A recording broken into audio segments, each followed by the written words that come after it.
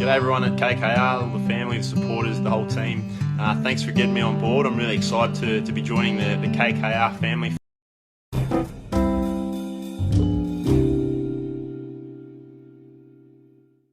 নমস্কার বন্ধুরা, আইপিএল অকশনের সবথেকে বড় নিলামি হিসেবে রেকর্ড করলেন প্যাট কামিন্স 20 কোটি 50 লক্ষ টাকায়।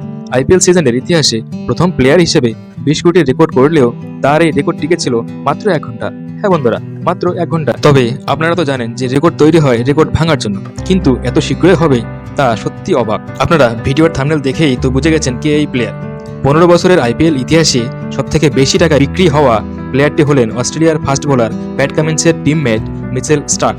আইপিএল সিজন 2014 সালে আরসিবির হয়ে খেলার সময় বাঁহাতি এই বোলারটি তার দ্রুত গতি এবং বোলিংয়ের ধরনের জন্য টুর্নামেন্টে মোট 20টি উইকেট নিয়ে শীর্ষ স্থান অধিকার করেছিল। দীর্ঘ টানা 15 বছর পরে যে চমক নিয়ে তিনি ফিরে এসেছেন তাকেই বেছে নিল কিং খানের টিম কেকেআর। 24 কোটি 75 লাখ টাকার মোটা অঙ্কের সাথে স্টার্ক আইপিএলে 2024-এর জন্য আইপিএল অকশনের সবচেয়ে ব্যয়বহুল খেলোয়াড় হয়ে ওঠেন। তবে নিলামের শুরুর দিক থেকে স্টার্ককে তাদের নিজ নিজ দলে আনার জন্য মুম্বাই ইন্ডিয়ান্স এবং দিল্লি ক্যাপিটালসের মধ্যে লড়াইয়ের পর দিল্লি ক্যাপিটালস তাদের মাথা নত করে নেয়। তারপর কেকেআর, মুম্বাই ইন্ডিয়ান্স এবং গুজরাট টাইটান্সের মধ্যে কেকেআর 24 কোটি 75 লাখ টাকার বিনিময়ে জয় হয়। অস্ট্রেলিয়ার এই ফাস্ট বোলারকে দলে যোগ করার ফলে তাদের বোলিং ডিপার্টমেন্ট উন্নতমানের হয়েছে বলে মনে করেন কেকেআর টিম ম্যানেজমেন্ট। তারা মনে করেন যে মিচেল স্টার্কের অ্যাগ্রেসিভ বোলিংয়ের কারণে বেশ আত্মবিশ্বাস পাবে কেকেআর বাকি বোলাররাও। এরকম ভিডিও সবার আগে দেখার জন্য আমাদের ইনফরমেশন ইউনিট পেজটিকে লাইক এবং ফলো করে রাখুন। ধন্যবাদ।